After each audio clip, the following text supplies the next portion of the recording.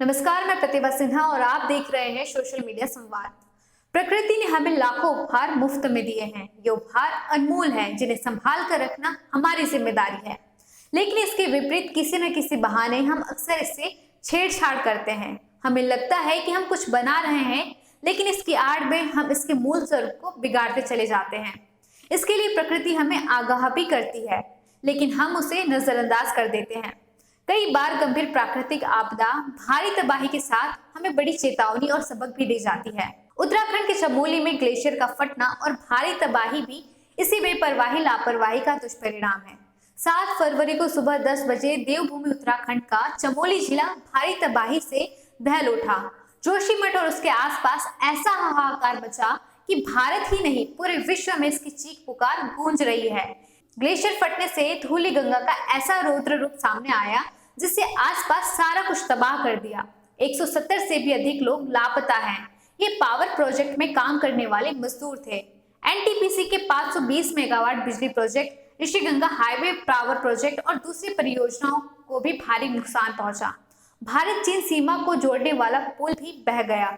उत्तराखंड में 2013 में हुए केदारनाथ हादसे के बाद भी हमने कोई सबक नहीं लिया। उस समय हमने 6000 जानें गंवा दी थी, भारी तबाही हुई थी, लोगों को परिजनों का शव तक नहीं मिला था। 2013 के हादसे के बाद सुप्रीम कोर्ट के आदेश पर उत्तराखंड में एक कमेटी जरूर बनाई गई थी। इस कमेटी को राज्य में निर्माणाधीन 80 बिजली प्रोजेक्ट्स का रिव्यू करना था। इसमें ऋषिगंगा पावर प्रोजेक्ट भी था, जिसके आसपास ग्लेशियर झीलें हैं। कहा गया था कि इसकी स्टडी के बाद ही प्रोजेक्ट को आगे बढ़ाया जाए, लेकिन ऐसा हुआ नहीं। पहाड़ों से छेड़छाड़ जारी रहा। बीते 30 साल में 4 बड़ी आपदाओं में हजारों जानें जा चुकी है। चमोली में ही ग्लेशियर के मुहाने पर बांध बना दिया गया। इतना ही नहीं, इस बांध के लिए पहाड़ों की धज्जियां उड़ाकर सुरंग बनाई जा रही थी। बारूद के विस्फोट से पहाड़ ग्लेशियर दहलते रहे, लेकिन इसकी जरा भी परवाह नहीं की गई, या फिर ये कहें कि जानबूझकर घोर लापरवाही करते रहे। इन्हीं सब लापरवाहियों का नतीजा अब चमोली हादसे के रूप में सामने आया है। जबकि जोशीमठ से माणा तक 2400 किलोमीटर की पर्वत श्रृंखला सबसे नाजुक हिस्सा माना जाता है।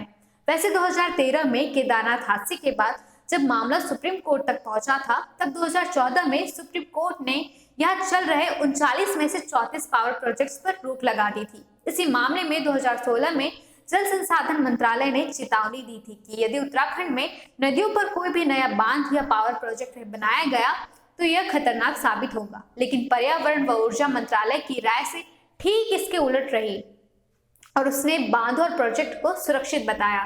यह मतांतरण चलता रहा और फरवरी 2020 में आखिरी बार सुनवाई हुई तो सुप्रीम कोर्ट ने केंद्र सरकार से सारे हालात पर ताजा रिपोर्ट पेश करने के लिए कहा था। यह भी कहा था कि इन प्रोजेक्ट्स को इको सेंसिटिव जोन से बाहर ले जाने पर विचार किया जाए, लेकिन यह विचार अभी भी चल रहा है और इधर दूसरा बड़ा हादसा हो गया। ऐसी तमाम जानकारियों के लिए देखते रहे सोशल मीडिया संवाद।